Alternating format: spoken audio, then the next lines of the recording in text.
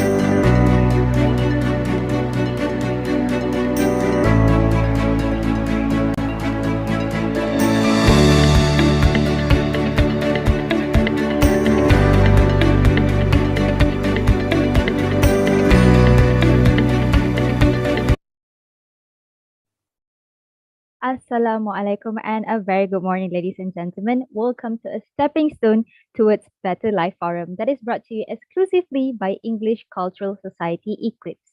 I am Adana Al-Hadi, your moderator for today, going live on our ECLIPSE YouTube channel. I hope that everyone is doing fine wherever you are. As the name of the program suggests, our forum today will be covering issues regarding student situation in a post-pandemic setting. We'll focus on what the students can do to prepare themselves and go back to the society after 2 years of online learning, topped with isolation and stress. So I hope that all of the participants will be motivated and enlightened from the content of our forum today. Also, you guys may utilize the comment section with the appropriate comments down below. For your information, all attendees today will receive an e-certificate of participation. So please stay tuned until the end of today's session and remember to fill in the attendance form that we will provide at the end of the program in the comment section below. Before we get right into today's highlight, I would like to introduce two of our amazing panels we have today. Now, the first panel we have is our UiTM English lecturer in Akademi Pengajian Bahasa, Puan MAISARAH. She is also a holder of master's degree in counseling, family counseling from University Science Islam Malaysia, USIM. Hello, Puan MAISARAH. How are you feeling today? Hello, Adreda. Thank you for the very welcome introduction. I'm very well, thank you. Glad to know that. Okay, moving on. We have another panel, which is Cik Nabila, a psychology officer in counseling at Hulu Selangor District Health Office with a master's degree of education, guidance and counseling from University of Putra Malaysia, UPM. Thank you, Cik Nabila, for joining us today. How are you feeling today? I'm good, Alhamdulillah. Thanks, Adriana. All right, thank you so much. Now that we are introduced to our speaker, without further ado, let's begin our session today. So we have provided a set of questions for our both panels today. So are we ready, Cik Nabila and Puan MAISARAH? Yes, go ahead. All right. So we'll begin our topic with mental health, basically the topic of our main forum today. So mental health is a topic that is sometimes taken for granted by society, as many people focus more on physical health rather than mental health because it is visible to the eye, unlike most cases of mental health. Students too, like many others, are vulnerable to this idea and it impacts them negatively. So before we go more in depth about mental health for today, I am actually curious about what educators, individuals who deal with students and youth almost every day think about this issue we are discussing today.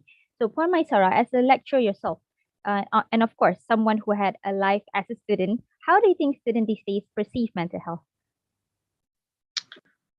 All right, thank you for the question.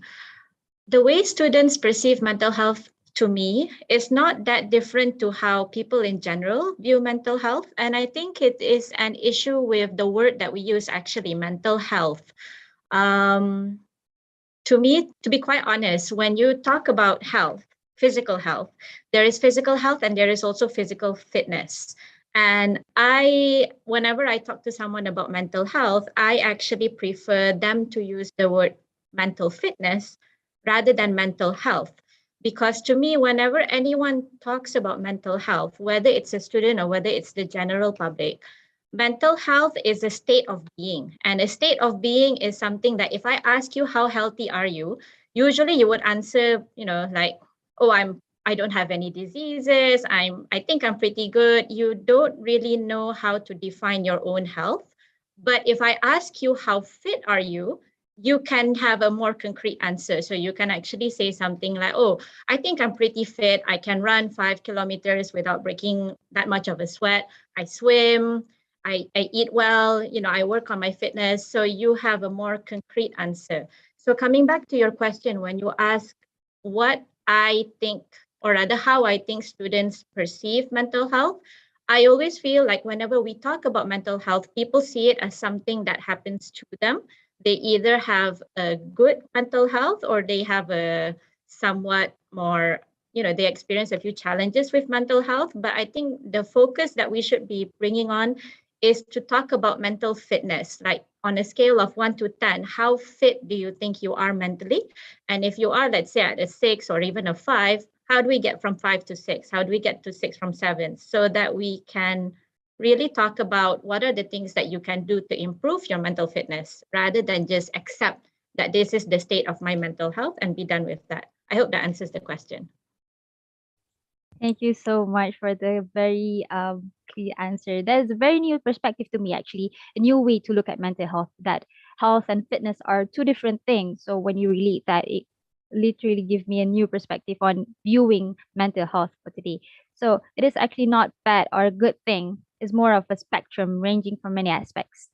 Thank you so much for MAISARAH. Now we're moving to our second panel for today. Cik Nabila, as a psychological officer, how do you think the students are coping with their mental health, especially when trying to adopt to the new norms? Maybe you could enlighten us on this, perhaps if students have sought more psychological assistance after the pandemic, or if it was the other way around. All right. Thanks, Adriana, for the questions. How's your mental health today?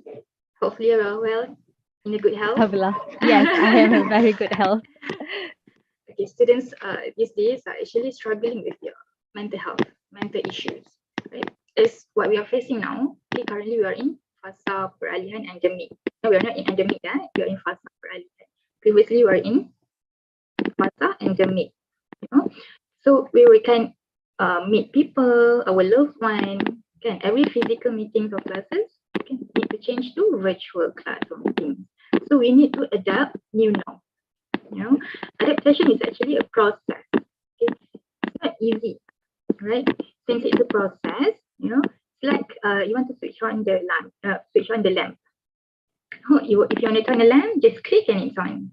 Can if it's you don't want to switch on the lamp, can you click off and it's off, right? So adaptation is a process, and it's not easy as a click the plug, you know, switch on the lamp, right? So so surely adaptation is a ability to adjust new information and experiences. So it takes time for you to adapt to a new norm, right? And learning is essentially adapting to our constantly changing environment. And throughout adaptation, we are able to adopt new behaviors that allows us to cope with change. But first thing first, talking about mental health, there's a big difference between mental health and mental illness. Right? According to World Health Organization (WHO), right, mental health is a state of well-being in which the individual realizes his or her own abilities, right, can cope with normal stresses of life, okay, can work productively and fruitfully, and is able to make contribution to his or community. That is mental health, right?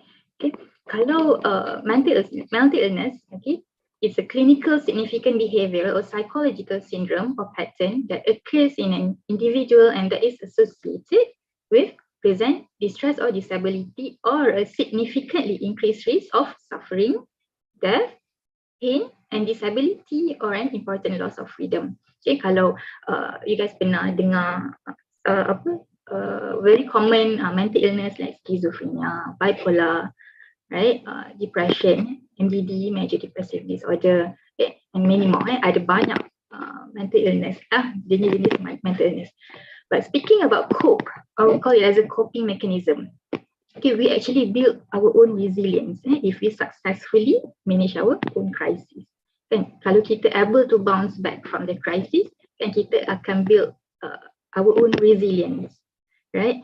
Coping is like a conscious ataupun unconscious strategies kan yang kita choose untuk reduce our unpleasant emotion. Okay, basically kita akan choose based on ourself kan. Kalau contohnya self prefer to read kan, so you ambil lah novel ke yang you suka, right? Ataupun kalau you prefer to do physical activities kan, so you can make it as a coping mechanism for you untuk cope with stresses at that time. Contoh, you go for a jogging ke, contohnya lah, you go for a jog. Macam tadi, point MAISARAH said just now, swim, kan? Right? So, to cope tu is a process sebenarnya, right? And actually, we need to find our own interest so that kita boleh link dengan kita punya cope tu, kita punya cope mechanism, coping mechanism, right?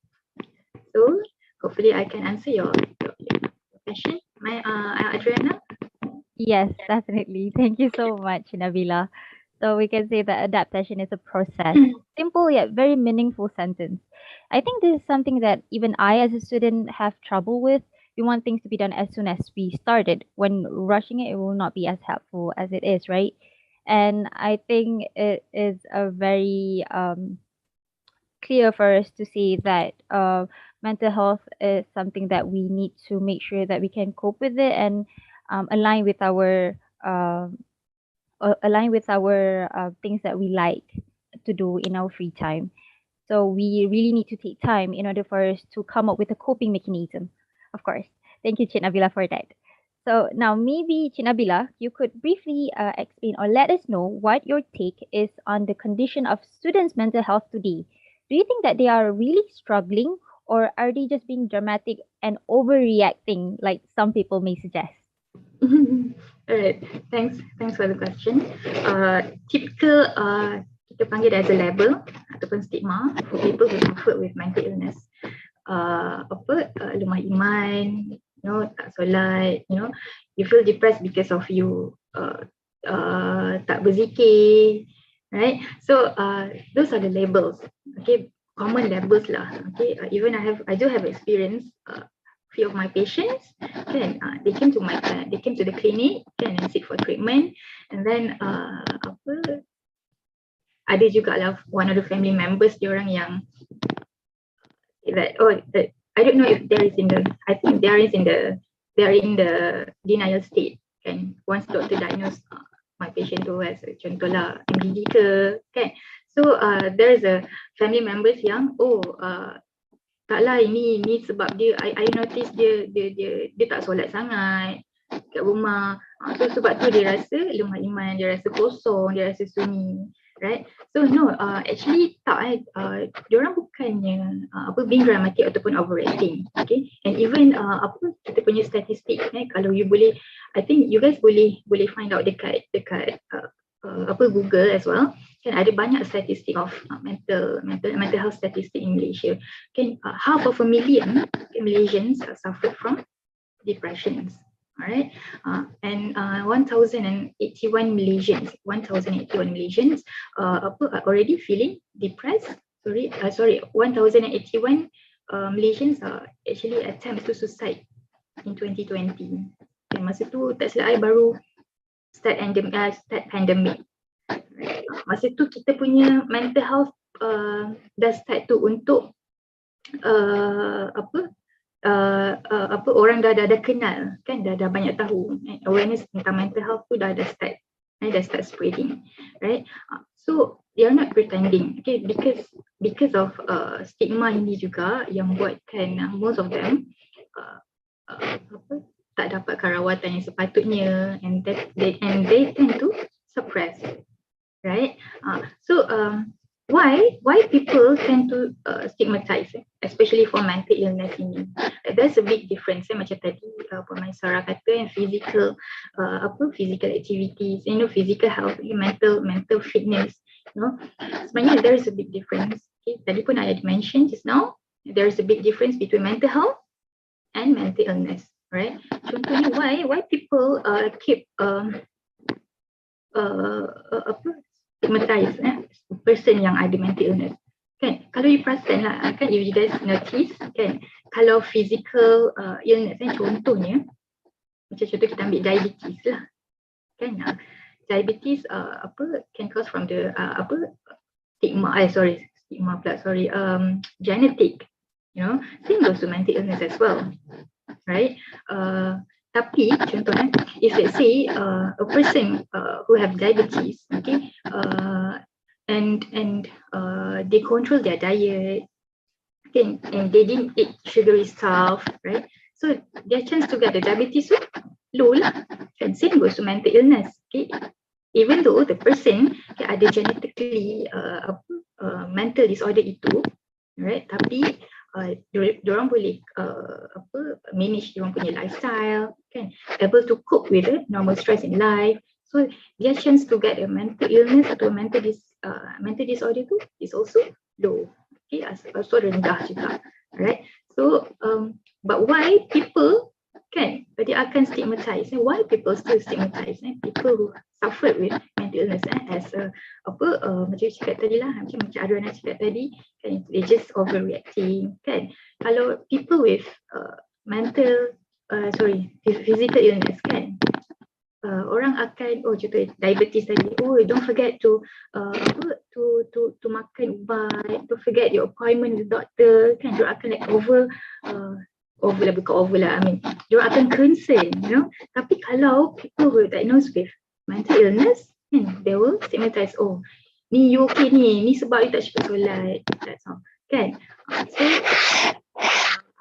what makes people have stigma also adalah kurang pendidikan, kurang knowledge berkenaan mental health ni. So kudos to you and your team kan, by making this forum, sebab because you guys are actually spread and you guys actually share kepentingan on mental health and kepentingan to taking care of your mental health. So hopefully I answer your question, Adriana. Yes, thank you so much, Cik Nabila. I agree that mental wellness is not something we should consider as not important, because I think personally I have struggled mentally throughout my studies. I've been in my degree ODL throughout 4 semesters, never been to campus, so there have been many downfalls for me, and I've seen my friends going through it too. So it is very necessary for us to take care of our both physical and mental health, despite the stigmatized society that we have nowadays. So I think there should be more awareness regarding mental health, actually, to make sure that our society is informed that mental health is as important as our physical health. Thank you so much for that. Maybe we could have our first panelist, Puan MAISARAH, to add on onto that. As a lecturer yourself, since you are directly dealing with students yourself. So do you think that the students are really struggling, or are they being dramatic in line with the stigmatized society or belief that they have today? All right, thank you for your question. Since the pandemic, I would say everyone is struggling, and we have been dealing with something that nobody has dealt with before. It's something that is completely new, and the landscape and the extent to what we are dealing with right now is so broad and so serious that to say that a group of students or a particular generation is dramatic and overreacting, I think is it's probably a defense mechanism of the person who's saying it to, label them as such, like what Puan Nabila says, that it's a label can. So to me, at least, I acknowledge everyone is struggling, and my students as well. I would say that, to be quite honest, in my experience, the students that I deal with, they tend to not say anything, which is more harmful for them. They tend to be quiet. They tend to, keep things to themselves. They are alone because of ODL. They don't have their friends with them. Most likely the friends that they have in school are in different universities, so they cannot really understand the situation. And their classmates are those that they have never met and have never developed bonds with. And to talk to parents, both parents are not experiencing the same thing. If they have siblings, most likely the siblings tak pernah experience ODL, or they are too young to understand ODL. They are very isolated. And what I've seen is that students, they tend to keep things to themselves because they are fearful that if they do say something, they will appear to be dramatic and overreacting. So I have had situations where sometimes just out of the blue, I will message in my WhatsApp group and say, hi, how are you guys doing? I'm a licensed coach. If you want to talk to me, there's someone to talk to. And the amount of students who do reach out sometimes because finally someone is offering them a way to say something, it makes me feel a bit heartbroken sebenarnya, because they don't know probably who they can reach out to. But that is on one side of the spectrum what I am seeing. However, I do want to acknowledge the people who say that your generation or this younger generation is, to quote, dramatic and overreacting. I feel it's because you are so isolated as a generation.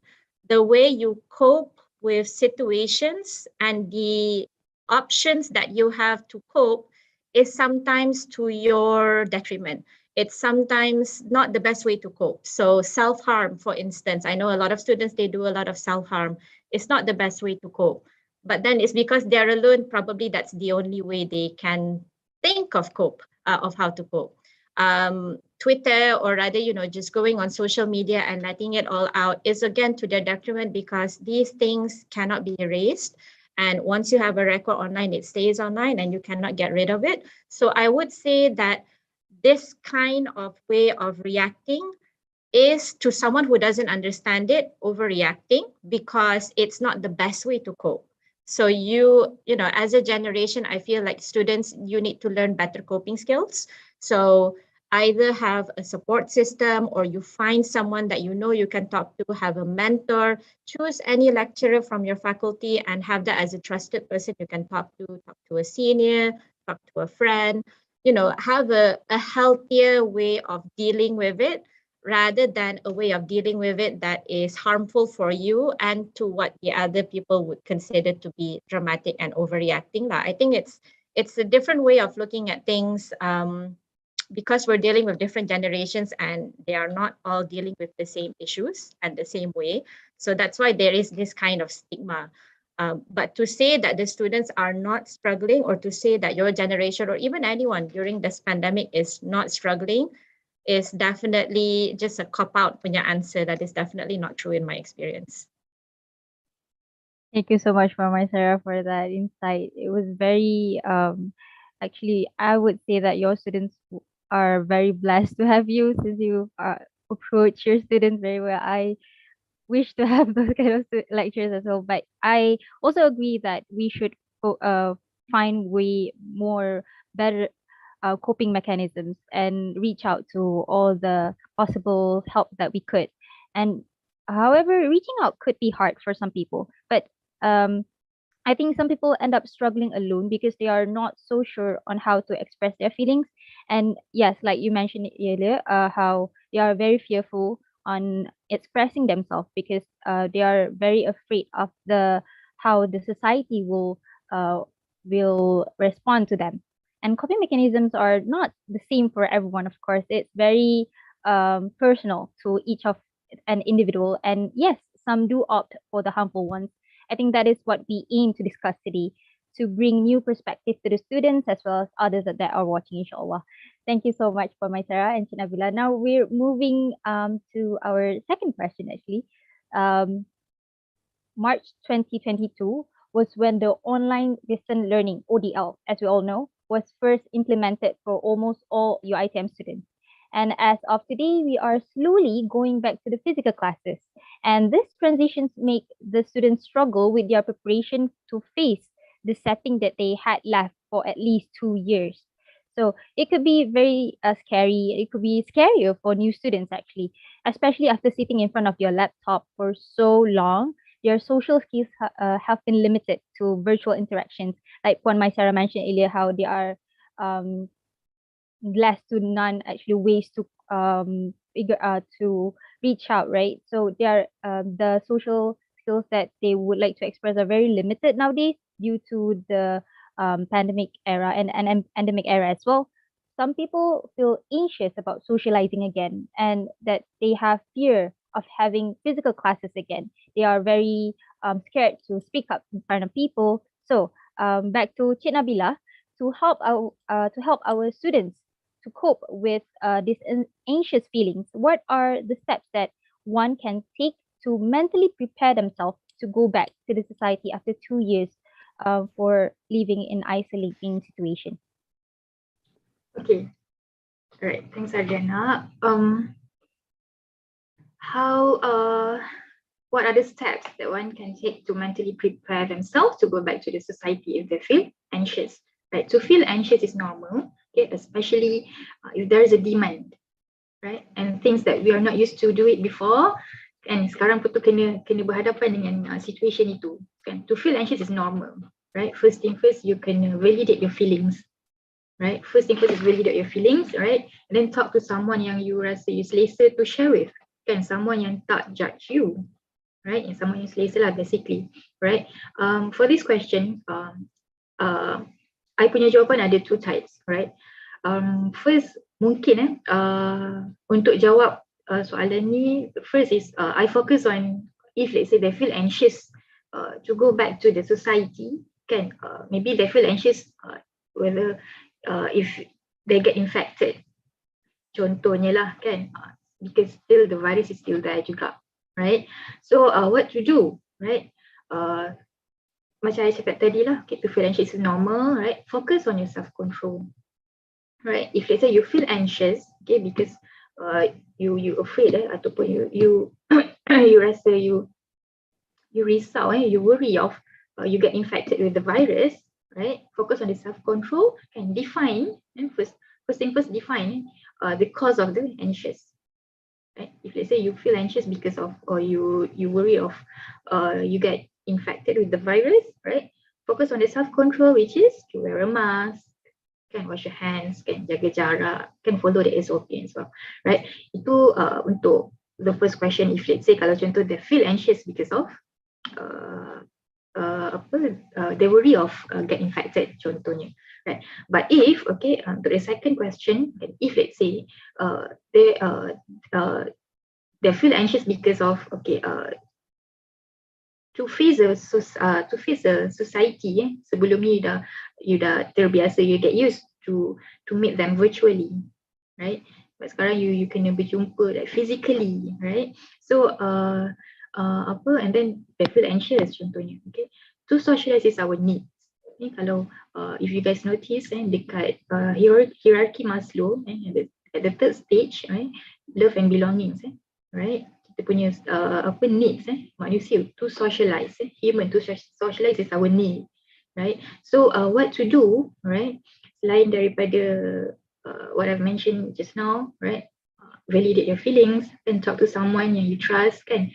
Just like Puan MAISARAH done before, kan? Puan MAISARAH approach a student, even to just say, hi, how are you doing, right? And ramai approach dia, right? Sebab because Puan MAISARAH at the first stage, Puan MAISARAH offer help, yang tak ada judge. So they think that Puan MAISARAH is a safe place untuk mereka express their struggle and their emotions masa tu, right? So if let's say they feel anxious, to meet the society again, contohnya, right? Macam I cakap tadi just now, try to expose yourself gradually, right? Jangan terus pergi dekat public yang ramai and then you approach everyone, contohnya, kan? Try to expose yourself ataupun try to expose yourself kepada your crisis ataupun your perkara-perkara, things that cause you anxious, right? Secara gradually, right? And tak salah pun actually to feel anxious, it's normal, right? Unless kalau contoh you rasa anxious itu melebih-lebih, ataupun bukan melebih-lebih, like macam mengada-ngada tu bukan. I mean over anxious and it disturb you punya daily routine. You cannot sleep, right? You tak boleh nak focus doing your activities and doing your tasks, doing your work, right? Yang tu you should get help lah. You go to the clinic and see the doctor and then bagi tahu your concern. Alright, okay. So back to you. Thank you so much for the answer, Cik Nabila. Taking it slow is the key, actually. So since we had gone through for almost 2 years now, I think going back to the physical social events or live or like physical classes basically seems so scary. If it affects us, we should actually seek out for professional help. Very definite and strong answer for that. Thank you so much, Cik Nabila. And moving on to back to Puan MAISARAH, as a lecturer yourself, we would like to know, or maybe you can share some of your recommendations to the students regarding adapting back to the campus life, or even adapting for new students, especially who had never experienced the student life in campus. Okay, I have a few tips. Number one, I think, is to understand that this is a transition. And there is a mantra. When I was a student, a fresh graduate, my scholarship provider, the CEO of the scholarship provider, he gave me a mantra, which until now, I keep that mantra very close to me. And it is, the only constant thing in life is change. Okay?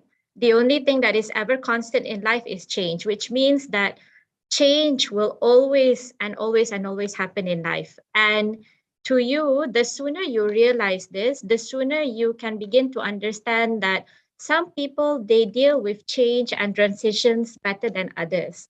If you are the kind of person who you don't like change, you don't like it when when something changes in your life, the question you should be asking is, what can I do so that when future changes happen, I can deal with it better?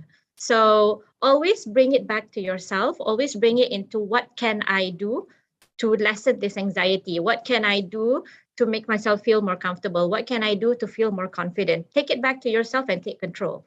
Now, having said that, going back into campus life, I remember when I was a fresh graduate, semester one student who just wanted to start university, didn't know anything. I would say, looking back, I was a pretty idiotic kind of student where I came in on the first day of class and I sat. I did not know where the class was. I was unprepared. I didn't know what to dress, how to dress. There were a lot of things that if I had only just thought about it and actually did something about it, I would have been much more better prepared. So if you are planning, or rather if you have been given the order to come back to campus, make sure you come a day early.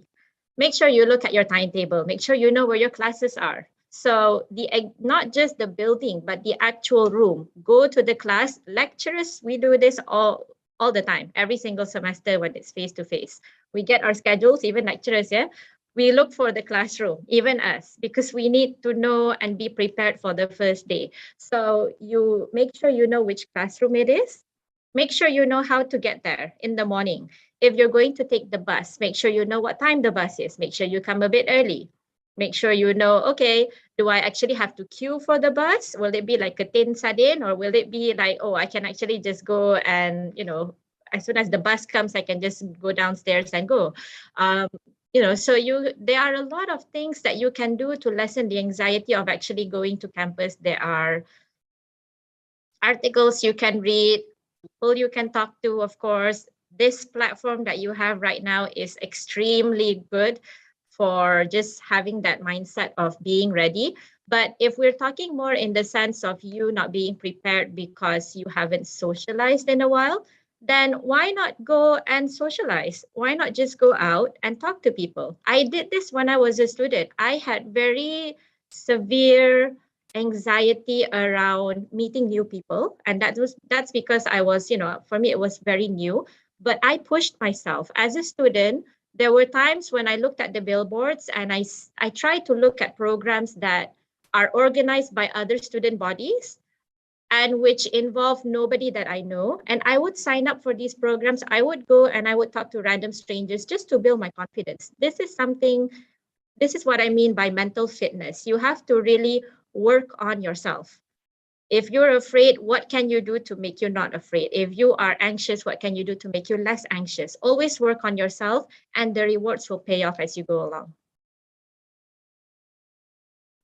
Thank you so much for MAISARAH. Very amazing tips for me, especially who had never had a class on campus. And I am actually finishing my second year soon.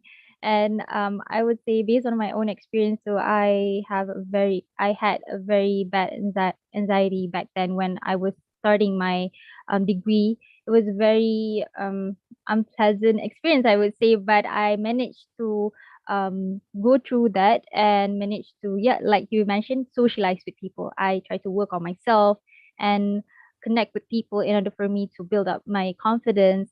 And like you mentioned before about changes, changes are very normal in life. Agreed, very much agreed. And we should actually reflect back on ourselves as well as stay organized as we are starting our new life on campus. Like I mentioned earlier, also be aware of our surroundings and possibilities that we would face, and also stay calm when there are any new changes. Absolutely, thank you so much for that, for MAISARAH. Other than that, other than feeling anxious ourselves, students with their very packed schedule, as we all know, and a very bunch of assignments from different subjects we have. to submit sometimes would end up feeling burned out by the time they are halfway through the semester. This is very normal as I've been through the same as well. This does not only happen during the ODL, but also in physical classes, actually. And I would say that it's very normal for every student to feel this way.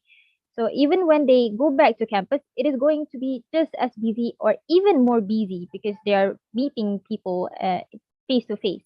So for MAISARAH, what are your suggestions or probably advice for students to avoid academic burnout, and might as well how to overcome the slump if it has already taken them deep into the ground when it already feels like they can never get out from that? All right. Academic burnout for me, I experienced this as a PhD student, so I hear you. um, any kind of burnout, really, not just academic burnout. When you go into the workplace, nanti, you will experience work burnout multiple times. The question is, number one is, of course, how to avoid burnout. And number two, when you do experience burnout, how do you bounce back? Those are the two questions that you really need to be asking yourself. I would say how to avoid burnout, it depends on certain people. Some people are major procrastinators to their downfall. And when things are due, that's when they start to really chase the deadline. And that's what causes the burnout. Some people are planners, and when they are planners and they don't get enough details from their lecturers, benda tu yang buat they feel burnout because they try and do something ahead of time, tak boleh, they feel out of control, and then they cause burnout by themselves like that. So it depends on the person. If you are the kind of person who procrastinates, I find that it is actually good for you to have a goal for one day. So if there's one thing that you can accomplish in just that one day, what would it be that would give you the biggest payoff? So you can ask that question every single day. I do this every single day. Every single day I ask myself, okay, what do I have to do today? And I just want to do one thing that if I cross this one thing off my list, I'm happy. Tak kisahlah yang the rest we can procrastinate it to later. This is for procrastination.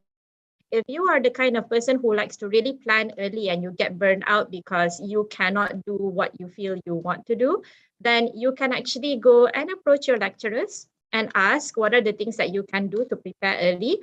They would be more than happy, speaking from experience, to just let you know, like, oh, potential A student, come here, let me guide you and what you have to do so you can score. And the next question is, how do you bounce back when you do experience burnout? Again, you have to invest in yourself and you have to really know yourself and understand who are you? Who are you? Because what works for me may not work for you. For me, when I get burned out, I have to take a few days away from the work, from everything. I have to go to a cafe, drink a bit of coffee, have a bit of carbs, cake, sweets, whatever. Or just go someplace like a lake or somewhere green, a forest or whatever. But that's me. That might not work for you. So you have to ask yourself, what can you do to make yourself reset? I know a few people who, for them, when they experience burnout, they have to talk it out with other people. Some people, they have to work with another person. They always have to have a partner. So you can have a partner, buka lah Zoom, have a work session. We do this for PhD candidates, for PhD students, where we have a virtual writing session just for like 1 hour a week, where you just open Zoom and you work together because ODL you cannot do that physically. Once you can do it physically, you can do that as well. So again, you just keep on asking yourself and get to know yourself. The more you know yourself, the easier it will be for you to invest balik in yourself and work on yourself and develop that mental fitness that we talked about earlier. I see. Thank you so much. So meaning set daily goals. So that is actually a tip for everyone as a way to motivate ourselves, I think. As myself, I would also do that. I also do the same as I set some goals for me to achieve by the end of the day and make sure that I will cross everything in the list and treat myself at the end of the day to make sure that I won't be overworking myself. And I believe that resting would be very helpful for many people. Like you cannot stay in the same place that's negatively affecting you, especially mentally in ODL, in order to feel better, right? So the best thing to do is put the things aside for some time, and once we are calm, we should be able to look at things one by one, in more clear view. And let's say it's just one day at a time, slowly but surely. Thank you so much for MAISARAH for that. Now we're moving back to our second panel, Cik Nabila. Now, for the students who are not ready yet to seek for professional help or psychological help that you mentioned earlier, because they have anxious, they're too anxious, or probably they don't have the ample amount of support from their surrounding to actually seek help. What would you propose to the students to do in order for them to overcome or avoid their burnout episodes? Is there any method you would like to share with us? All right. I would like to suggest to focus on self-care. Self-care activities, and start to focus on the self-care. Burnout is a state of emotional, physical, and mental exhaustion. Okay? And it caused by excessive and prolonged stress. Okay? Even phone pun boleh hang kan kalau ada banyak download file, kalau ada banyak buat activities dekat your phone, right? So apatah lagi we as a normal human being, and of course kita akan burn out if let's say kita overwork ke, kan, right? So back to the natural, back to the basic. Okay, focus on your self-care, right? I agree with Puan MAISARAH just now. She told us that you should know yourself better, right? You kena tahu apa you punya interest, kan? If you say you love coffee, go for a coffee, kan, pergi minum petang dengan kawan-kawan you selesa, kawan-kawan yang you rasa you nak spend sama-sama, spend your time sama-sama, right? Know yourself better, can know your limits as well, right? So you should start focus on yourself, right? Sebab you dah overwork, kan, because you dah put too much focus on your work, kan, you punya study. So now, okay, it's a signal. So, right, nampak you stress, kan, tak ada mood, you know. Kalau if let's say kalau contoh you found out yourself hilang interest ataupun unable to feel enjoy doing any activities, and before this you suka buat, kan, contoh you love to cook, but now you cook tapi you cannot enjoy, kan, itu dah jadi one of depressive symptoms, kan. We call it as an anhedonia, right? So kalau dah sampai tahap tu, kan, sampai dah towards that level, okay, kita tak naklah sampai macam tu sekali, you know. So burnout tu is a signal for you, right? Okay, dah sampai satu tahap, sekarang ni you should slow down, okay, you punya work ataupun any task yang you buat that time, and then you should focus on yourself, focus on the self-care, okay, and then link with the activities yang you suka buat. Alright, so that was my tips lah. So back to you, Miss Adriana. Thank you so much, Cik Nabila. Let's just say that physical and mental exhaustion is very, it's real, and we have to make sure that we are taking care enough, meaning that we have to take care of ourselves before others, putting ourselves first, right? So it is. Miss Adriana, I would like to add another point. Yes, please. Sorry. Nabila. If let's say people yang afraid to get professional help, probably because of the label they will be given to them, maybe you can talk to someone you trust, kan, your friend. And we as a friend, contohnya, kan, how kadang-kadang kan there's one patient yang datang, you know, dia refer bukan sebab dia tahu, I mean dia sakit, no, because dia nak tahu how to help her friend. Sebab dia kata dia dah pujuk the friend, dia kata dia dah offer, dia nak accompany dia, kan, to come to the clinic to get the treatment, tapi the friend refuse. So dia sendiri offer herself, datang ke klinik, kan, jumpa the doctor, and then request the doctor to see me, kan, just to get to know how to help her friend. So basic skill yang I ajar adalah listening skill. When we talk about listening skill, right, you kena like active listening lah, kena jadi active listener, sorry. So active listener maksudnya contohnya kan kena ada eye contact kan. You kena show your interest berkenaan isu, any issues yang dikongsikan with your friend, right? And yang paling penting, you tidak judge whatever issues kan. Baru-baru ni I dapat ada seorang patient dia rasa depressed kan. I nampak ada buat beberapa screening test kan, dia punya depression dia tinggi lah, score for depression dia tinggi. So dekat klinik we use tool PHQ-9 and DAS as well. Dulu DAS and now kita guna PHQ-9. And what caused dia rasa depressed tu is because dia termiss untuk beli Bieber punya tiket concert.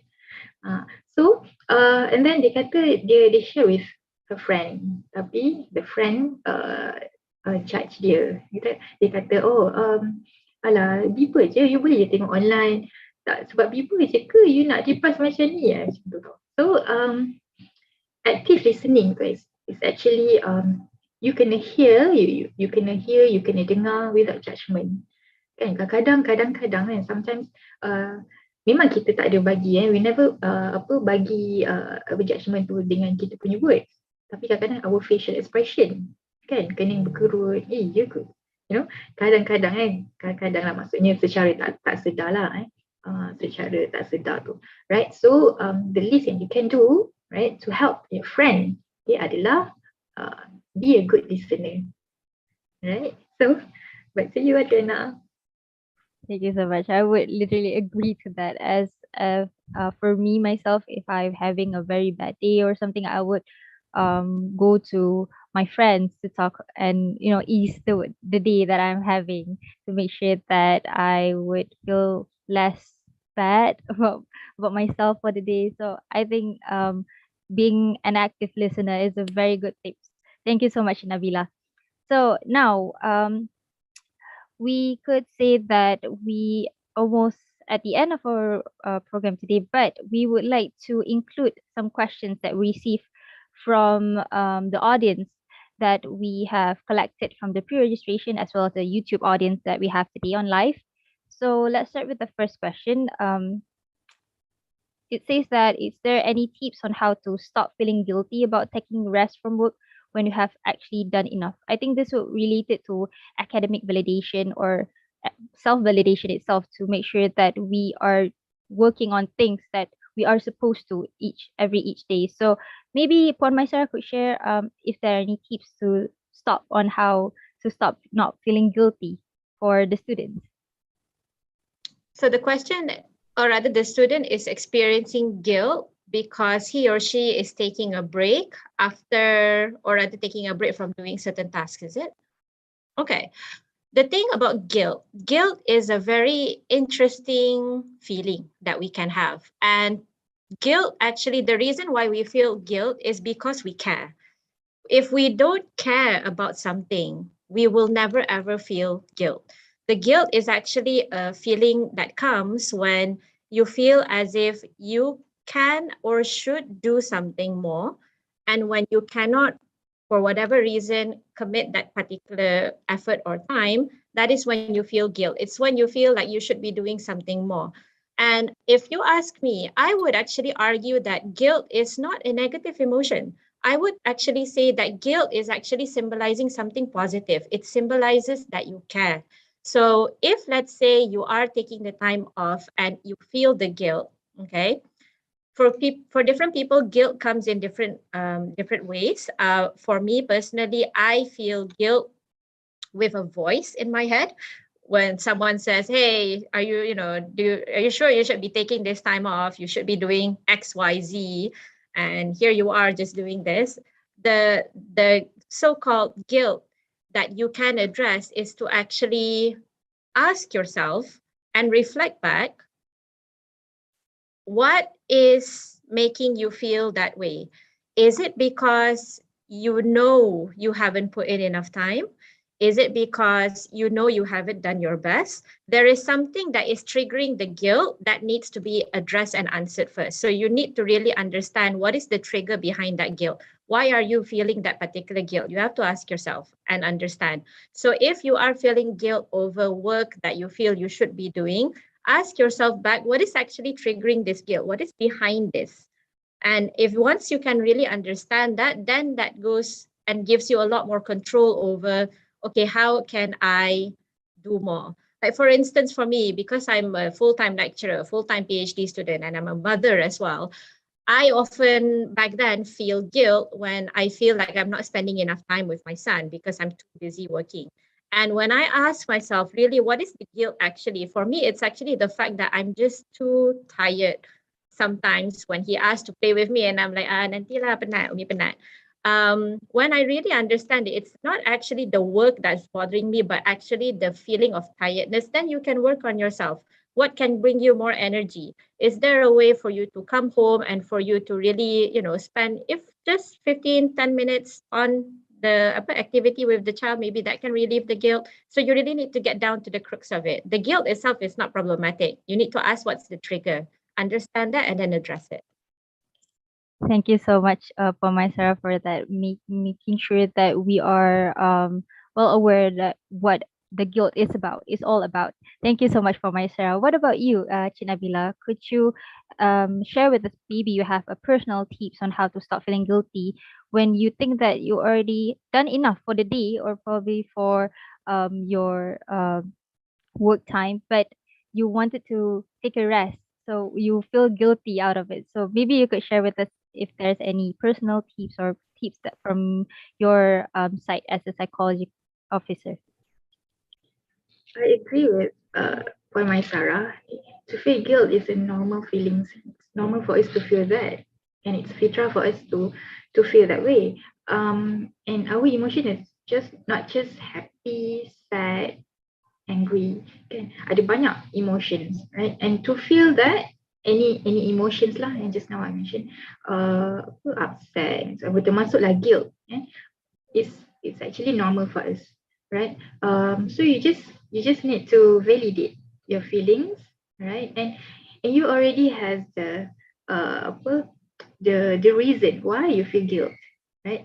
Macam Puan Sarah share just now, you bila you rasa guilt tu because of you're really concerned about that, kan? You ambil berat on that thing, kan? So that's why you feel guilt, right? So raikan the feelings, right? Celebrate the feeling and then move forward. All right, meaning that we have to celebrate the feelings and move forward, move on from feeling guilty, or for taking rest from work. Thank you so much, Nabila, for that. Now we're moving to our second questions from the audience. How to know if my mental health is at stake in a bad way and that I need help? How to ensure that our minds are well and healthy? Maybe Nabila can answer for this one. All right. How to know whether our mental health is bad ataupun healthy, kan? There's two ways. Okay. First thing first, if you notice yourself, contohnya your sleep pattern, kan, you perasan before this you will sleep at 10, contohnya, but now you're unable to sleep at 10, selalu sleep late, like at 3 p.m, kan? You struggle to sleep, kan? Contohnya. Right, and then you boleh ask your friends, people around you yang live with you, kan? Kadang-kadang by the feedback from others, right, boleh bantu kita untuk notice, contohlah your friend notice you yang, why I nampak you you jarang lah mingle around, you selalu macam isolate yourself saja dekat bilik, contohnya, right? So something wrong with yourself, right? By get the feedback from others, right? And then by checking up yourself first, kan? Kalau you rasa before this you enjoy cooking, but now you cook tapi you unable to feel that joy tu, you unable to enjoy do it, right? Itu macam cakap tadi just now, okay, as I mentioned earlier, it's a depression punya traits, one of the depression traits, which is anhedonia, that unable to feel pleasure or enjoy doing activities yang sebelum ni, before this diorang enjoy buat, right? So how to check, right? There's a tool yang very popular, right? Surely ada dekat counselling unit kat UiTM. There's a tool iaitu DAS, And kalau dekat KKM, sekarang kita dah tak guna DAS lah. Okay, DAS tu is to measure you punya stress, anxiety and depressed punya scale lah. And for KKM sekarang kita dah guna PHQ-9, right? So it's a screening punya tool. Kan? If let's say kalau contoh dia score for, kalau the score for anxiety is high, contohnya kita akan start bagi intervention. Alright. I see. Thank you so much for the enlighten. I would say that yes, we should be aware of our surrounding. And when you mentioned about asking people around, because sometimes we unconsciously do some things that we don't realize about things that we are doing every day. So the people around us actually realize that we have changes throughout the days or throughout the some phases of the life. So thank you so much, Nabila, for that. And actually, it's a new fact for me. As I was um aware about the DASS test, DAS test, but I was not aware of the new one that you mentioned earlier. So that's a new thing for me. Thank you so much. So we are moving to our third question from the audience. This is actually from the pre-registration form. So from what Puan Maisarah and Nabila have said about physical and mental exhaustion earlier, some people feel guilty about taking breaks because their environment looks at taking a break as being weak or dramatic. So how do we deal with this? Not about dealing with ourselves, probably dealing with the comments or the um, uh, perspective that we have, that the people that around us have towards taking a break. So how do we deal with that? Maybe we can have for myself first to answer that. Okay. If someone ever comes to me with this question, I always throw back a coaching question. And the coaching question I would ask is, what is it about this person that makes you allow them to question you? Because you are making a concrete decision to allow this person's comments to bother you. It's your choice. So once you actually, I don't know whether you notice or not, some people will be like, tak ada lah, I did not allow. So if I'm asked, and if they answer that way, I'll be like, okay, so you did not allow them and their comments to affect you. So why are you affected? You have to really develop a thick skin against people. Lantak lah, dia nak cakap apa. I know it's easier said than done, but it goes back to awareness about yourself again. So really ask yourself that question. What is it about other people and what they say? Why is it that you are allowing their comments to affect you? Because you are allowing, you are making a concrete choice to actually say to yourself, whatever it is that people say about me, I'm going to let it affect me. That's your choice right now. You have to stop making that choice if you want to develop a thick skin. Having said that, however, if let's say you are the kind of person who is greatly affected by these kinds of things, try and do a bit of self-reflection and ask yourself, how do I know whether I'm doing a good job or not? Ask yourself that question. To some people, the answer is, oh, I know I'm doing a good job when someone actually tells me that you're doing a good job. Some people, it's like, oh, I just know it. It's inside. It's intrinsic. Intrinsic versus extrinsic motivation. You have two different types. If you're the kind of person who requires outside validation for you to know you're doing a good job, you're doing well, you're doing as much as you should, reflect that back on yourself.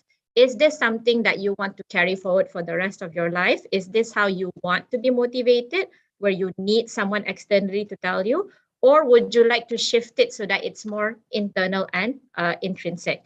If you feel like you want to be more intrinsically motivated, like, I don't care what people say, I know when I'm doing a good job, I know when I'm doing my best, and I'm going to be happy with that, then you have to work on yourself, and there are strategies that you can utilize for you to develop that within yourself. Thank you so much, Maisarah. Interesting way to respond to their comments. Actually, is very fresh perspective for me to see how comments from other people would be not a bother actually to us if we make sure that ourselves are not affected by that. So I really like that one. Thank you so much for Maisarah. What about you, Cik Nabila? Maybe you can tell us how to deal with this when people are talking about that, oh, you do not do enough, but you feel like you have done enough. Like Puan MAISARAH mentioned earlier regarding intrinsic motivation, where we think that we believe that we have done enough, but then we cannot shut people's mouth, so they keep on telling us that, oh, you actually have not done enough. So how do we deal actually with that, Cik Nabila? All right, Adriana, Miss Adriana, thanks for the question. It actually depends on how we perceive ourselves. Kan, if let's say kalau contoh we pretend to be like a sponge, kita serap je semua minyak-minyak, kan, kotoran-kotoran semua, kan. So end up the sponge will get dirty lah, kotor, semua minyak-minyak dia serap, right? Don't be like a sponge. You kena tapis, right? You kena jadi tapis apa yang bantu diri you, kan, apa yang develop yourself, kan, comments yang boleh develop yourself, kan, yang tu you boleh ambil lah, right? There's two type of locus of control, which is things yang out of our control and things yang in our control. Obviously things yang out of our control apa dia, kan, what people say towards us, and what people perceive towards us, apa yang people feel towards us, and we cannot control them, kan. They will freely talk about us, kan, they will freely like comment about us, contohlah our reputation ke, oh your way ni tak betul lah, contohnya, kan, they will freely like talk about us, tapi it depends on us, kan, untuk ambil benda tu, kan. Still kita tak, I didn't mention yang kita kena lari, kan, daripada semua negative words tu, semua negative thoughts, semua negative feelings yang people around us give towards us. Bukan, sebab we still have to face them, kan. Mana-mana kita pergi pun still ada je orang yang akan bercakap or feel ataupun berfikir towards us, something yang kita tak suka. But what can we do? Apa yang kita boleh buat?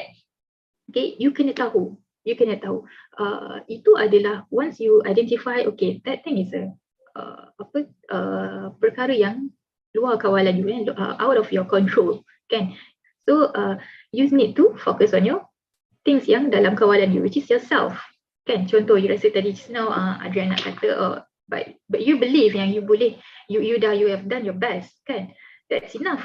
Sebab you already satisfied apa yang you dah buat, kan, you dah already happy apa yang you dah buat. That's enough, kan. Sebab yang penting, the first thing first adalah ourselves. And kalau untuk kita, but for us, untuk kalau kita satisfied people around us, will never be enough. Right? So yang penting sekali is ourselves. And if let's say you're happy with that, you're happy with the work, you're happy with the output, and you rasa macam you dah all out, kan, and you rasa satisfied with that, that's enough. Okay.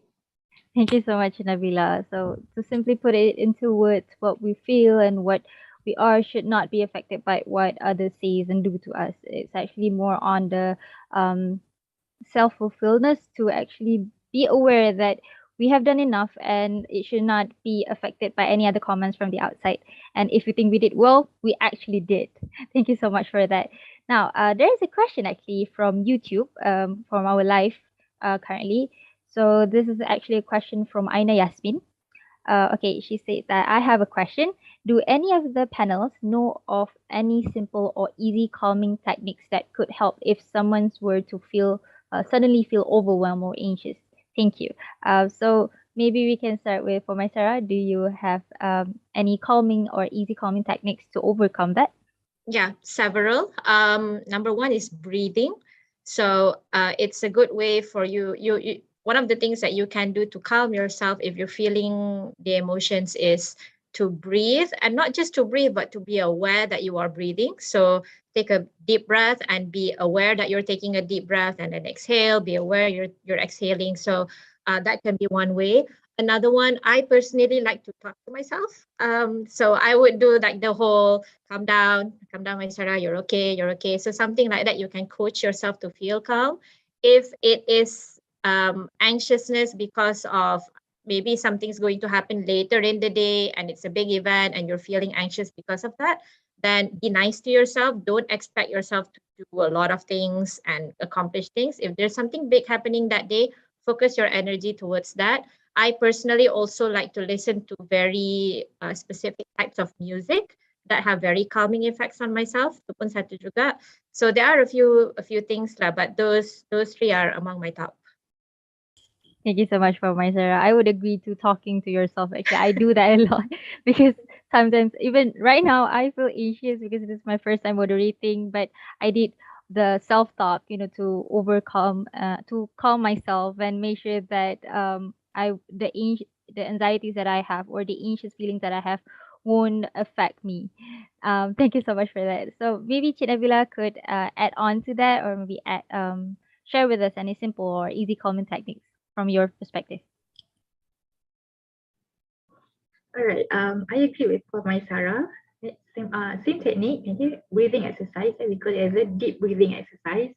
Okay, you may Google it dekat YouTube, man. Ada banyak teknik and they even show you how to masa inhale tu kan, yang mana yang patut naik, you punya diaphragm ataupun you punya stomach. And supposedly kalau deep breathing technique, right, you punya stomach yang akan naik lah, perut you akan buncit sikit, right.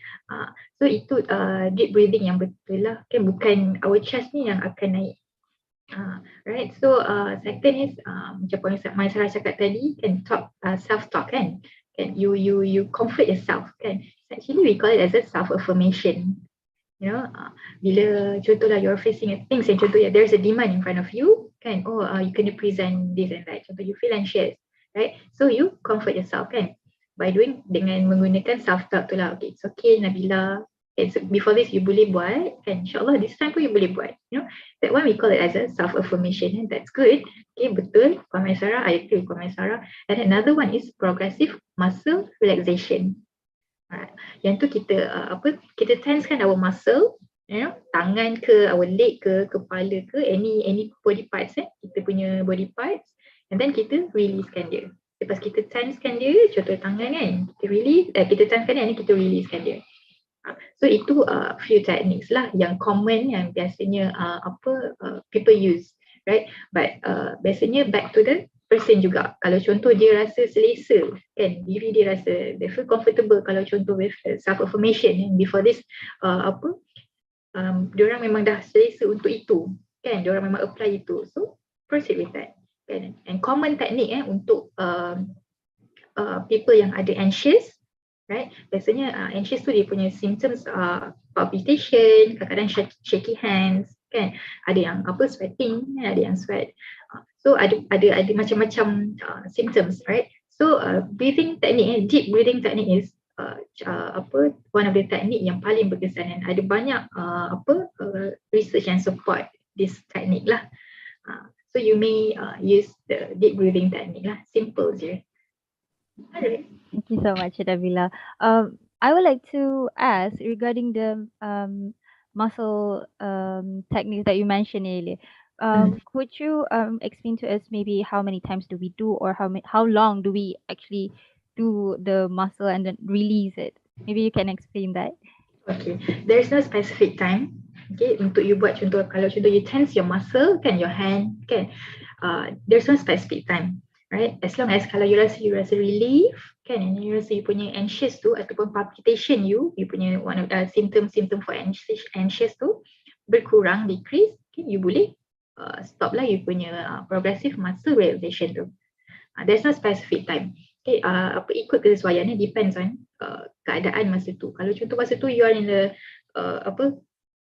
dewan peperiksaan, contohnya takkan you nak kena bangun dan and then nanti orang pelik pula, kan. So any teknik ataupun any cara-cara, kan, berdasarkan you punya body parts, kan, yang sesuai dengan keadaan you, yang sesuai dengan yourself. Thank you, Cik Nabila, for that. Actually, we have some other questions from the YouTube live. I would assume that the participants are very excited to ask you guys questions. So we have from Noor Shali. She said that, hello, I want to ask how to help someone who is depressed or mentally struggling, but does not want to share his problems with us and does not allow us to help them. So maybe Cik Nabila can answer that. Okay, sorry I forgot her name. Apa nama tadi? I lupa nama dia. Thanks for asking. Noor Shali. Hi Shelly. mesti you mungkin you nak bantu your friend kan. Bagus you punya tindakan you, right? How to help kan a friend, and you notice your friend and something wrong with your friend, when you nampak ada depressive symptom tu kan, depressive traits tu, nampak the depression punya traits tu dekat your friend, but kadang-kadang some people deny kan, oh taklah, I'm just fine kan, ini normal lah, before this I macam ni contohnya kan, ataupun diorang tak nak dibantu, right? So there's two things okay, ada dua perkara important things at least we can do, macam I cakap tadi, as I mentioned earlier kan, if let's say you accompany her kan, ataupun kita tak sampai paksa dia, we're not forcing them untuk no you kena share juga, kalau tak ada pun you kena share juga. So nanti you akan wujudkan satu situation yang uncomfortable for them to share, right? First you kena wujudkan situation yang therapeutic supaya dia boleh share. You kena wujudkan suasana yang selesa for them to share, right? Contohnya, if let's say kalau contoh you boleh tanya yourself, okay, if let's say kalau I was in the place kan, contohnya tempat dia, being empathy I akan share kan, I will share if the person buat apa, right? Contohnya I tak selesa kalau contoh if the person like keep asking me, you okay ke, I tak tak okay je kan, tanya banyak kali kan, serimas tau.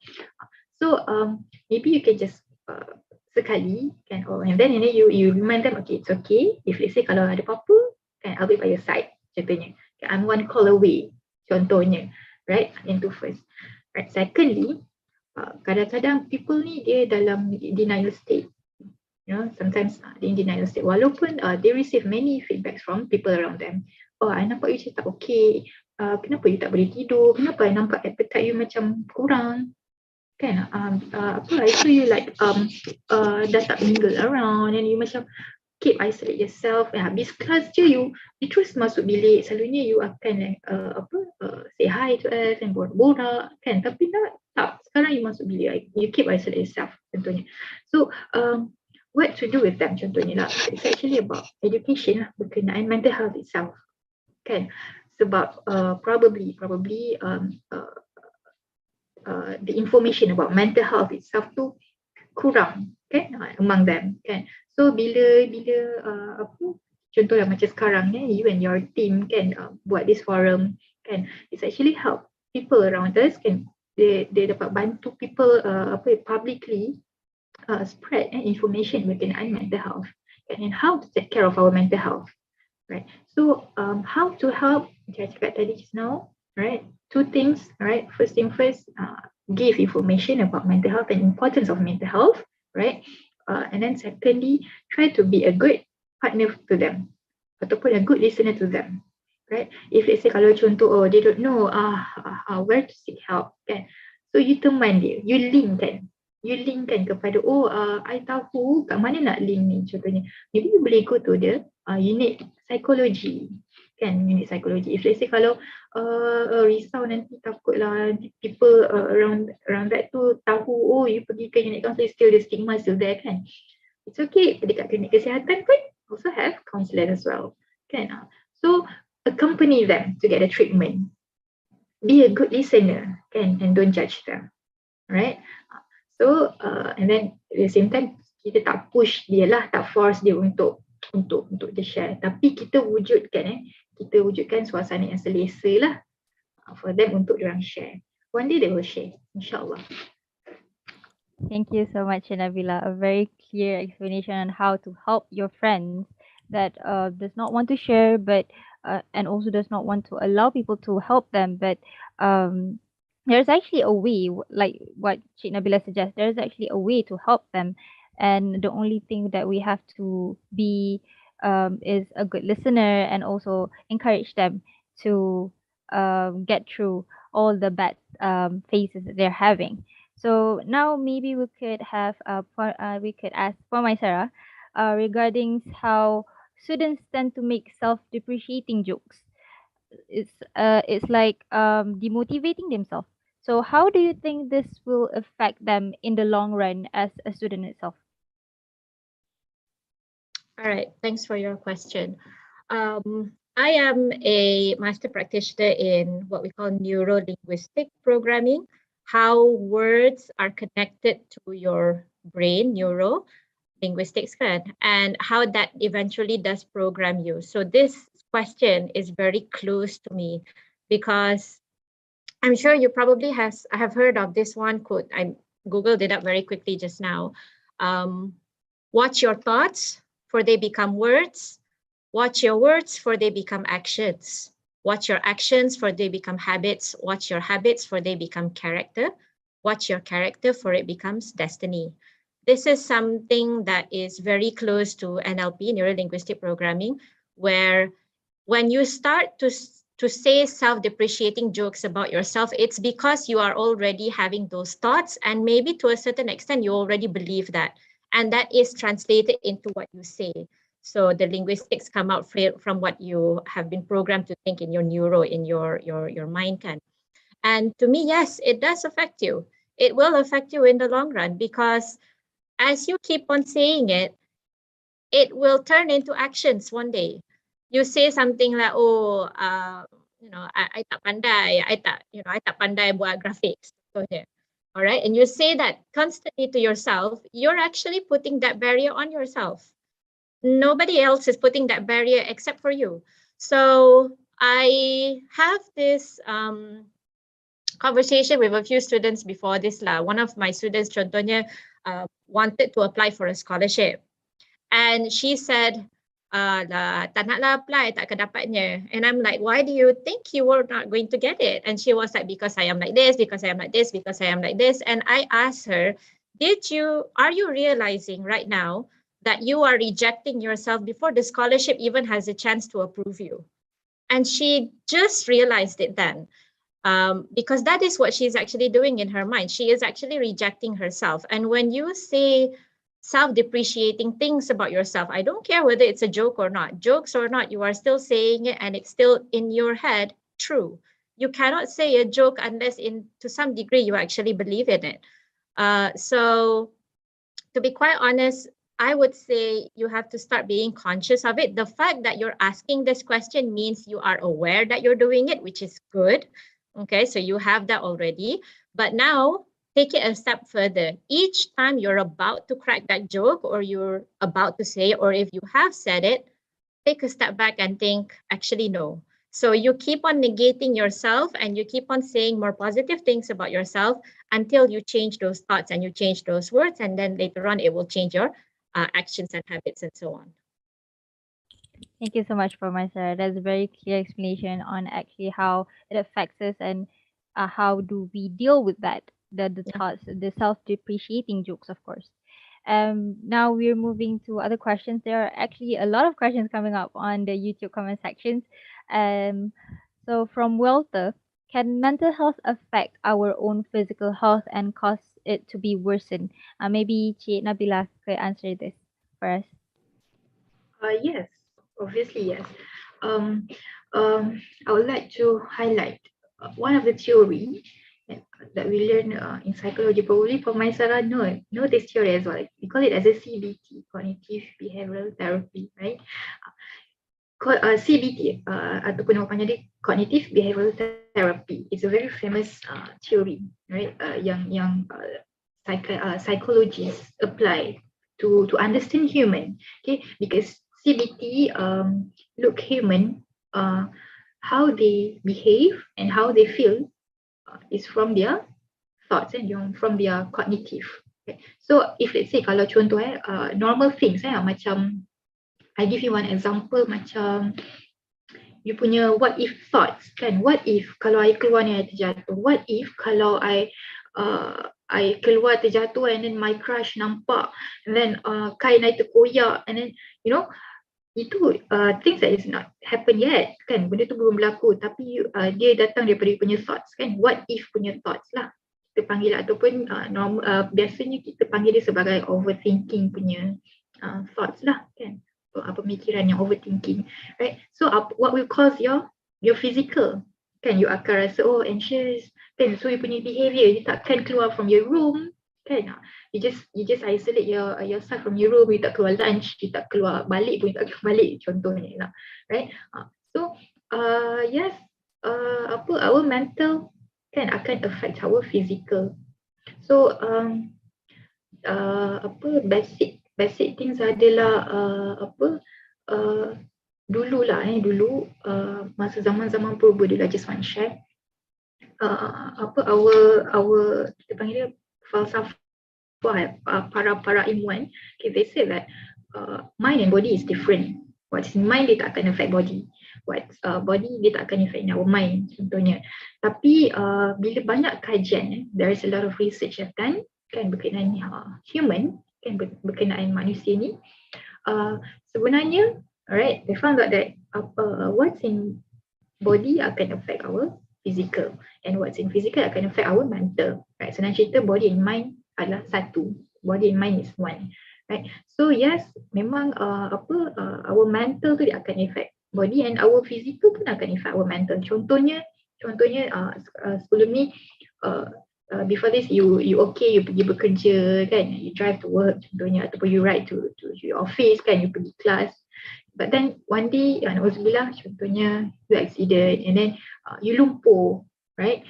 So you are not able to go to the class, you tak boleh nak drive, kan? So you tak boleh nak meet people, kan?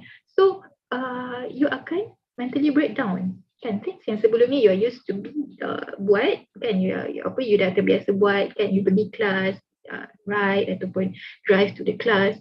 Tapi sekarang kan you because of the disability, you cannot go to the class. So obviously you akan rasa depressed contohnya, ataupun you rasa down, ataupun rasa sad, you punya mentally akan affected juga. So body and mind is one, kan? Body and mind is satu lah, sekali. So what's in mind akan affect our body, kan? Based on the example yang I share just now, kan? If let's say kalau you think about what if punya thoughts, kan? What if kalau I keluar and I jatuh, so you akan palpitation, kan, rasa anxious, kan, you punya feelings, and you punya behavior, in terms of your behavior, you akan tak keluar lah, kan, you akan avoid people contohnya, right? So hopefully I answer the question. Adriana? Yes, Nabila, thank you so much for that question. I would say that we have to make sure that we are aware of things like you mentioned, and Puan MAISARAH mentioned earlier, we have to organize all the thoughts. And maybe for Puan MAISARAH now, since you mentioned earlier regarding like Cik Nabila as well mentioned how we have to do the self-talk, self-care to make sure that we are actually validating ourselves, to believe in ourselves. So maybe you would have some tips on how do we learn to actually to build the trust ourselves, because in order for us to do all the self-talk, the self-care, and etc., we must first establish trust within ourselves. So maybe you could share with us how we would be able to build the trust within ourselves. Okay. If I were to answer this personally to the other person, I actually would have follow-up questions. I would ask, why trust? Like why the word trust? Trust is a very odd word for you to use on yourself. What is it about yourself that you distrust? And what are the things that are causing that distrust would be among the questions that I would ask this person. But for the sake of this being a forum and answering that, I would say that you have no other choice. You are with yourself for the rest of your life. So if you do have certain things about yourself that you mistrust and you feel like you cannot trust, the question goes back into the question goes back to, what is it about it? What is it about this particular aspect about yourself that you mistrust? Not, you don't trust, how do I say it? This is a very linguistically challenging topic. There is you and there is yourself. Senang kata macam ni, if you are a person who wants to get fit, okay, and you tell yourself, okay, 2022 punya New Year's resolution, I will make sure I do X every single day. And then you do that for 1 week, and then after that 1 week, you stop doing that. And it's not that you don't want it. There is a part of you that still wants it, but there is also another part of you that does not follow through with it. It's still you. Dua benda ni, it's still you are the same person. And the same thing goes with this trust and mistrust ni. There is an aspect of you or a part of yourself, it seems, that you also seem to distrust. So if I were answering this question to the person specifically, I would actually ask this person to explore this further, either with a coach or with someone that he or she trusts, to really see what is it about it that you really mistrust. I would say a better question to ask for the general audience is, how do you accept yourself and how do you love yourself, rather than how do you trust yourself? Because if it is something within you that you want to learn to love better, if there's something about you that you don't really like about yourself, then there are specific things that you can do to build that love and to build that relationship with yourself, because you have to love yourself and you have to accept yourself with all the flaws that we have in each and every one of us. It's something that you will have to learn to do, because this is you for the rest of your life. You cannot be someone else and you cannot change something about how you look or whatever, but there is something in terms of your personality and your character and even things about your future, definitely, that you can change and you can learn to love. So maybe that's a more productive answer, or rather productive question that you should be asking. Thank you so much, for MAISARAH, for that. We are actually reaching the end of our session for today, but maybe we could end with one last question from our audience from the YouTube Live from Unku Mazuma. So this question is probably directed to Cik Nabila. Is there any way to detect toxic positivity so that we can avoid it? Sometimes it seems to be someone words seems to be so nice, so positive that we do not realize that it is actually toxic to us. So is there a way to realize or make sure that we aware that this is actually toxic positivity and it's not good for ourselves? All right, thanks Ufu for asking. There is a big difference between toxic positivity and real positivity, right? Toxic positivity is like it looks like a positive. Dia memang macam positive, right? For example, I tak boleh lah sedih-sedih ni. Sedih is a negative emotion. So I pretend I'm okay, I pretend I'm happy, kan contohnya. So itu adalah toxic positivity. And there's a crisis in front of you. Contohnya ada kematian ataupun perpisahan, whatsoever yang buatkan you rasa sad, kan, for example. And then you feel sad for that. And then how toxic positivity ni someone tu dia mana tahu dia apply to themselves bila they have they have a thought ataupun they have a schema of their thoughts yang sad, angry, apa lagi upset, all the negative emotion is a negative for them. So they didn't allow themselves to feel that, even though there is a cause for ataupun there's a situation that caused them to feel that way, contohnya. Right? So itu adalah toxic positivity. They ignore the feelings, the real feelings, right? As I mentioned earlier, we as a human being, it's fitrah for us to feel that, to feel any emotion, and not just happy, not just positive emotion like happy, excited ke, right? Even sad ke, marah ke, upset ke, kan, is an emotion as well, right? So raikan, celebrate the feelings, right? Even though it's sad, it's okay.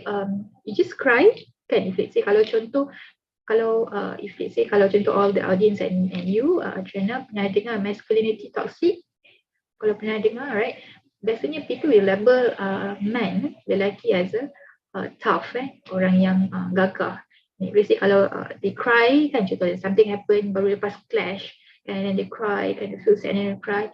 So they will label this guy as a, tak payah dia lelaki lah, kan, ada ke lelaki menangis, you know, you tak jadi lelaki lah, lembik lah, you jadi sotong lah contohnya, kan, you know. Sorry for the sensitive words, right? But yes, it's real, kan, ada pernah lah jadi in front of me juga table the man untuk they didn't allow the guy untuk express the feeling, because apa, man selalu dikaitkan dengan tough ataupun kuat kan, very masculine kan contohnya. So itu adalah toxic, right? So how to manage our emotion? First thing first, macam as I mentioned earlier, validate your feelings. Whatever emotions pun yang you experience at that time, validate it. If let's say you feel sad, yes, contohnya you validate your feeling. Yes, I do feel sad because of contohnya. Yes, I do feel angry because of and then give yourself time like 15 minutes ataupun 20 minutes to calm down yourself first, right? Ataupun let's say kalau contoh you rasa you want to cry, just cry. Kan, let's say you rasa nak marah and then you rasa macam you nak menjerit, just shout. Kan, sampai rasa lega. And then go back to the situation. If let's say the situation needs you to solve the issue, the crisis, and go back and try to find a solution for that. So that was the good way to maintain a real positivity. You validate your feelings, right, and then express the feelings, right. Bila you express the feelings, then bukan dengan you harm yourself, right. Try to convert to another technique. Kan, contohnya you nak menangis, just menangis. You nak, if let's say you suka journaling, kan, do a journal, right. Any techniques as long as you tak harm yourself. And then the third way adalah how, okay, bila you dah you dah rasa down, you dah rasa calm down, yang rasa okay, and the emotion tu you rasa release, and then you go back to the situation ataupun you pergi dekat crisis itu untuk you cari solution. So there is a big difference. So hopefully you guys boleh differentiate between toxic positivity and real positivity. So walaupun it's a negative emotion, it's okay for us, it's normal for us to experience that. Thank you so much, Nabila. So meaning that whatever we're feeling at the moment, just feel it, then and celebrate the feelings like you mentioned earlier. Don't invalidate yourself. Don't invalidate your feelings that you're feeling at the moment. So we already arrived at the end of our session for today. So before we end our session, I would like to ask or maybe seek for some advice from the both of the panels we have here. Do you guys have some advice that you would like to share with the students that we have here in the audience that are currently surviving into this learning environment, as well as any general advice on mental health, as well as wellness for everyone that's watching us right now? Maybe we can start with MAISARAH. Do you have anything to share? Yeah, I would say my number one advice is be very conscious of the words you're using with yourselves. I can say this because you guys are mostly language students here, so this is something that you have more control over. Even the word survive is a word that it has certain connotations. Like survive means that you're not thriving. Survive means you're doing the bare minimum. You're just doing what it takes to get through it. See, the words that you use, rather than say survive, maybe you can have something more positive, a better outlook, and say maybe, how can we better thrive in the situation rather than how can we survive the situation, because you are surviving right now. It doesn't take rocket science to survive by just, breathing, makan, minum, tidur. So be very careful of your thoughts. Remember that quote that I shared with you as well. And be kind to yourselves and really get to know yourselves and invest in yourself. Not really, I chose the wrong word that I said work on yourselves. I don't like that word work on yourself. I like the word invest, because there is a payoff when you keep on investing balik in yourself, doing more towards yourself, improving yourself further, working on your physical, mental, spiritual, emotional fitness. The payoff will come. So it is an investment in the sense that it will start to multiply later on. So that's my last advice for everyone. And thank you for today. Thank you so much, MAISARAH. And what about Nabila? Would you please do share with us any advice that you have for the audience today? Right, my advice is get to know yourself more and more, right? Because if you find your limits, and if you know your limits, if you know your interests, if you know your weaknesses, okay, you will know yourself better, and then inshallah you'll be able to manage yourself your self-control, maybe you can prioritize yourself, right? So get to know yourself more and more. Thank you so much, Cik Nabila. So with that, we have arrived at the end of our session for today. Alhamdulillah. Thank you so much for the both of our panels with the delightful sharing. I hope that today's session will provide and help students with further guidance on how to manage themselves throughout this post-pandemic era, of course. And with that, I would like to say goodbye to both our panels. Thank you so much for today. I hope that you will keep on sharing the awareness and make sure that we are all in a good health, especially for the students as well, because we are talking about the students, right? So with that, thank you so much for the both of the panels. I hope that you guys are going to have a very good Ramadan, and thank you. Assalamualaikum. Bye bye. Thank you. So before we end, for all the participants that we have in the YouTube Live, I would like to remind all of the participants to fill in the Google form provided in the comment section down below for your e-certificate. So please make sure that you fill in the Google form for you to redeem your e-certificate for today's participation, all right? Other than that, I would like to thank each and every one of you that have participated today. And as well, I would like to apologize on behalf of me and the team as well on any inconvenience that occurred throughout the session. With that, we will end today's program with the UiTM Di Hatiku song. I am your moderator, Adriana Al-Hadi, signing off. Assalamualaikum.